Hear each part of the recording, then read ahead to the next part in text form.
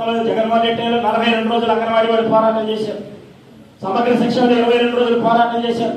Municipal కార్మికులు పోరాటం చేశారు. ఆశా వర్కర్లు, మధ్యాహ్న భోజన కార్మికులు, బిల్డింగ్ కార్మికులు, ఆటో కార్మికులు అందరూ రకరకాల పోరాటాలు చేశారు.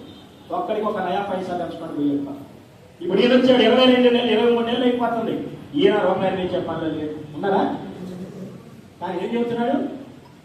Speed of doing business. తెలుసా పదవి విన్నారమ్మా ఎప్పుడన్నా? Speed of doing business. పోయినసారి 5 ఏళ్ళప్పుడు గవర్నమెంట్ ఉన్నప్పుడు ఏం చెప్పాడు? ఈజీ డూయింగ్ బిజినెస్ అని.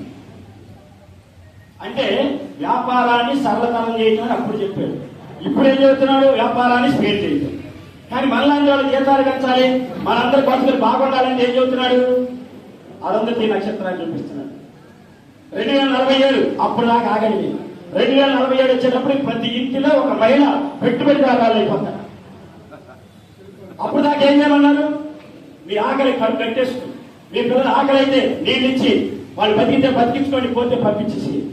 కానీ ఎప్పుడు దాకా ఆగాలి మీరు? 2047 మీరు లక్షాధికారులు అయిపోతారు, పెట్టుబడిదారులు అయిపోతారు. మీ దగ్గరే పొలాలకు వచ్చి పనిచేస్తారు. మరి 2047 ఇప్పుడు ఉందా? అప్పుడు మీరు రెడ్డెవరు, రాజెవరు? మరి 2047 వచ్చేదాకా బతికేది ఎవరురా బాబంటే అవన్నీ ఇప్పుడేం మాట్లాడాలి. ఓపిక పట్టాలి, సహనం ఉండాలి. కానీ పెట్టుబడిదారులకు మాత్రం ఇలా నరసింహ గారు చెప్పారు, ఎకరా 99 పైసలు అవుతుంది. ఫ్యాక్టరీలు కడతామంటే భూములన్నీ ఉచితం, ఫ్యాక్టరీ కడతామంటే నీళ్లు ఫ్రీ. అదే మనం బయటికి వెళ్ళి బాటిల్ కొనుక్కొచ్చి వాళ్ళకి 20 రూపాయలు 25 రూపాయలు వాళ్ళకి ఫ్రీ. ఎవరి నీళ్ళవి? నీయి నాయి. భూములు ఎవరి? ప్రభుత్వాన్ని. ప్రభుత్వ భూములు అంటే ఎవరి? మనవి.